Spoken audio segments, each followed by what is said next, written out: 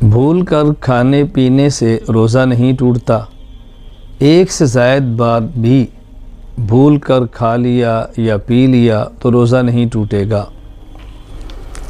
एक शख्स को भूल कर खाते पीते हुए देखा, यानी कोई शख्स भूल गया और खा रहा था, पी रहा था।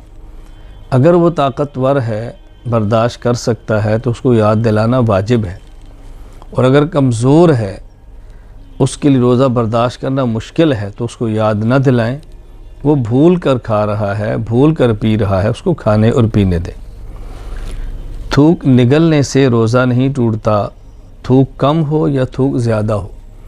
यानी एक है बाहर गिरे थूक को चाटना ना, थूक मुंह के अंदर है, अंदर ही वापस चला जाए, ये है थूक को निगलना। तो चाटने से तो टूट जाएगा। कोई शख्स चाटता नहीं है, लेकिन खुदा न खास्ता कोई ऐसा कर ले। हाँ, अलबत्ता थूक को निगलने से रोज़ा नहीं टूटता, थूक कम हो या ज़्यादा। अगर पान खाकर खूब कुल्ली गरगरा करके मुंह को साफ़ कर लिया, लेकिन थूक में सुर्खी बाकी है और थूक निगला और सुर्खी साथ गई, तो इससे रोज़ा नहीं टूटता।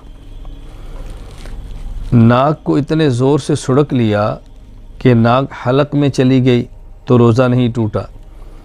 इसी तरह मुंह की राल है, सुड़क कर निगल गया, इससे भी रोज़ा नहीं टूटता। अगर मुंह में खून है किसी वजह से और थूक भी है, खून और थूक मिले हैं, लेकिन खून कम है और थूक ज़्यादा है, इसको निगल लिया तो रोज़ा नहीं टूटा। खून ज़्यादा है, थूक कम है, निगल लिया, अब रोज़ा टूटेगा। अगर ज़बान से कोई चीज़ चख ली और बाहर थूक दी, तो इससे रोज़ा नहीं टूटता, लेकिन बिला वजह ऐसा करना मकरूह है।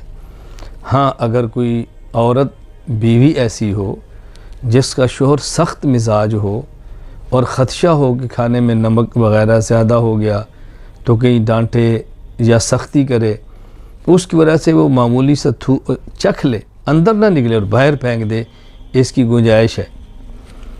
बच्चा है छोटा, बहुत मजबूरी है, कोई और शख्स नहीं है घर में, तो खुराक को चबाना पड़ता है, चबा कर बच्चे को खिलाते हैं, तो जायज़ है। लेकिन इसका ख्याल रखें कि कोई भी ज़र्रा अंदर ना जाए, इसको बाहर फेंके, मामूली सी चीज़ को भी। मिसवाक से दांत साफ़ करना रोज़े की हालत में दुरुस्त है।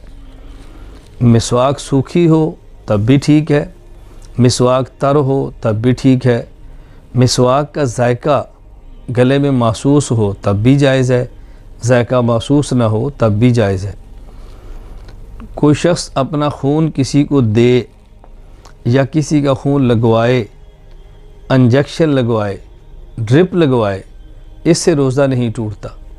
लेकिन बग़ैर ज़रूरत शदीदा के ऐसा करना मकरूह है, यूँ करना नहीं चाहिए, लेकिन कर लिया तो इससे रोज़ा टूटेगा नहीं।